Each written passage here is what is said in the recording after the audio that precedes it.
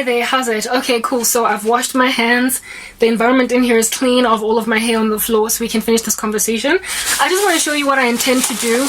I was going to get braids, but you know what? This hairstyle lost me 20,000 years, so it's better to do it. I'm glad that I finally got it out of the way, and I'm also glad it's not so super tight that I won't be able to sleep or feel like I need painkillers to deal. So I guess next time I do my hair, I need to do it in front of you guys, like, yeah, because then in that way I don't tisa, because when I am watching something on YouTube I'm like, eh! But when I'm talking to you guys I'm easy, you know, the yoke of my hands is easy, the burden is light, like my king.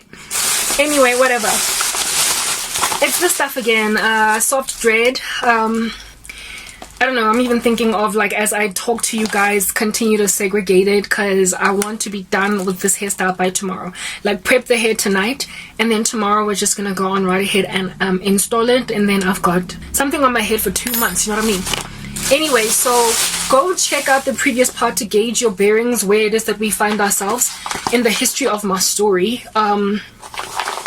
You guys, but you will remember, like in the Lord's word it is written that the disciples will drink poison and it will not kill them, right? You know that scripture. Well, I just recalled it now when I was busy sweeping the hair on the floor, that I ate that moldy food and it didn't kill me. I mean, look, I know there are people who eat moldy food all the time and it doesn't kill them, but that scripture just kind of came to me. Anyhow, all of those experiences that I just explained to you guys, I mean, that's just a pin drop in the ocean. I've been through so much more, like sleeping in my car at Vitz, ain't jack. Like, I have been dragged out of a house by a strong man, Omdala, and me land against the wall while my dad looked. It was the same night his son died, my brother. Like, I've had a guy nearly rape me, where I was made to live because of how the people in the retirement village kept on persecuting me on a young person should not be living among us, it's unacceptable.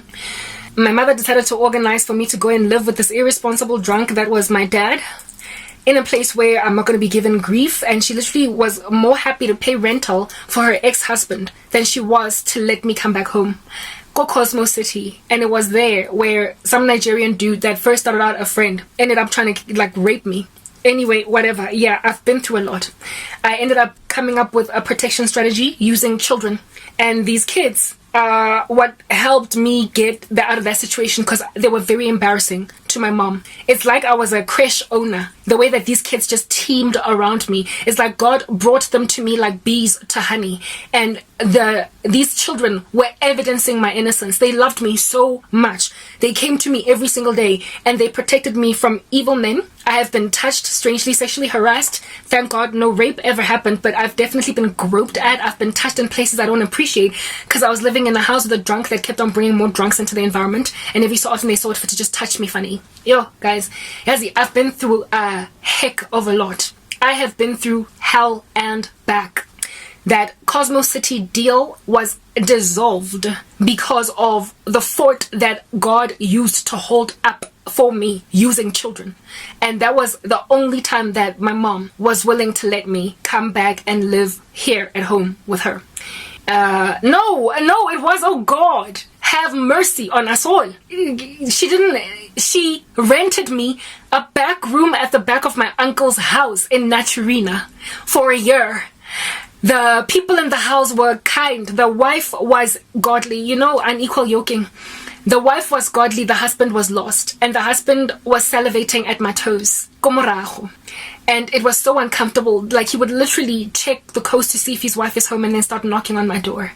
He would sometimes peep into my environment. I had to keep the curtains closed and windows closed and pretend I'm not home a lot of the time so he wouldn't hear me. Because of the godliness of the wife and the crush that the husband had on me, they allowed me to piggy bank on their DSTV.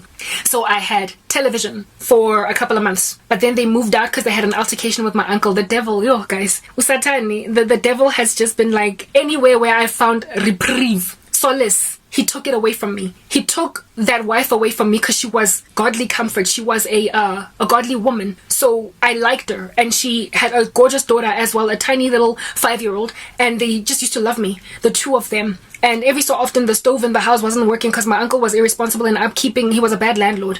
And so they would use the stove in my space. She used to bake. She was a baker and she used to sell her baked goods. It was her business, like a small little business that she ran.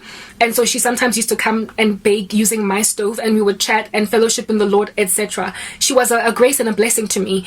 And because of her, frankly, I believe is the reason why, despite me rejecting his advances, the husband never disconnected the DSTV from me. We shared the same satellite, and so at some point I had to, the initial agreement was for me to pay him half of the DSTV cost, but I was not getting any money, and so the wife was like, just leave it, man. It's not like, her contributing or not contributing is going to make any difference. At the end of the day, we still paying. There was a time when we were paying that same DSTV cost by ourselves, so just leave it. And so I was enabled, but these people stuck around for like 6 to 7 months of that year, and then they moved out because they were upset with my uncle. When the lease ended, they moved out. My uncle did not find new tenants for about 2 to 3 months, and in that 2 to 3 months I was living all by myself in that yard. I was so scared. I would get brought rations of groceries. And anytime I would upset my mom, she would punish me with those groceries by either bringing me an even smaller ration of them, or towards the end, the very end, the tapering latter end,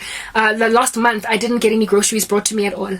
I had to eat whatever was left in the house. There was a time when I was making pap and eating that with these soup sachets, using them to make gravy for dinner. Yeah, and that's all I was eating for a whole month, once a day, rationed. They had to be rationed. And thankfully, it was my uncle's property, and electricity there was not running through prepaid electricity or a meter or whatever, so I never really ran out of electricity, other than when, South Africa was doing load shedding or whatnot. There was a time when the power plant in South Gate, which was serving Meerdale, Naturina, all those places, burst, and it took 3 days to fix it. I was in the utter darkness, unable to cook, unable therefore to eat, and I cried out to my aunt and my uncle to help me eat because my mother's not bringing me groceries, and they ignored me. It was the next door neighbor that, even though I didn't tell her I was hungry, she just kind of gauged the situation, calculated it, because during the time when the power was out, she knew that there was a girl living by herself at the back of the house, because every so often my head was seen walking up and down. So she would offer me hot water because they had like a Bunsen burner or something to make coffee. She would then bring me sugar and tea bags with this coffee, and she also brought me, guys, my heart is just breaking when I think about this.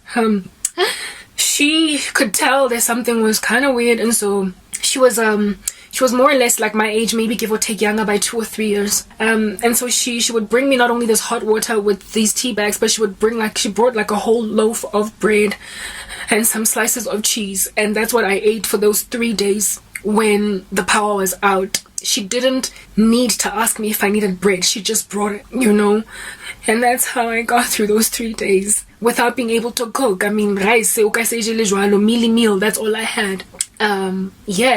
So that's like, those are the things that I went through. Okay, I'm not gonna continue to cry right now because I'm just relaying a story, and frankly my heart was not even all that sad when I came here to speak. Let's just get the story out. Yeah, these are the things that I have been through. That's just a tiny little pin drop in the ocean of what I've been through. I'm just giving you some of my experiences that you might gauge what I went through. Okay, first bit, separated them into 3. So that was what was going on. Eventually, and by the way, towards the end of that lease, my mom was threatening me with homelessness, period. Because literally they acted like I was such a snare to them. This menacing beast, a monster, that I should not be in their property at all. I should not be living among them at all. That's why she ping-ponged me to a retirement village and then made me live with an old man that was a drunk, that I didn't know, they didn't raise me, but nonetheless was my biological dad. And he brought drunks in there that groped me funny until I found Kiss to protect me. Then that embarrassed her, and she made me live in isolation at the back of my uncle's house for a year. And when she dissolved that, because every time I would be put in an environment, I survived miraculously. I survived. I made it work. I got through. When these guys by DSTV when they moved out of my uncle's house, because they were upset with my uncle, and so they dissolved the lease. Mind you, these people had been living there for years, and when I was living with them for 7 months in East, all of a sudden the tensions between them and my uncle get to a point where they no longer even renew their lease. It's like the devil wanted me alone. He wanted to kill me. Anyway, after they left with, of course, their DSTV, their subscription. And so I was then now left with no TV at all. How it is that I ended up dancing sensually, guys, was because I used to walk, guys, to Southgate, 5 kilometers there, 5 kilometers back, because I had no money. Burning in the sun, all the stuff is recorded. Just to download videos onto my phone that I might be entertained at night. And among the videos that I would download are dance videos, because I needed to keep myself busy somehow. So I had like a whole roster, an itinerary, a schedule. Next part.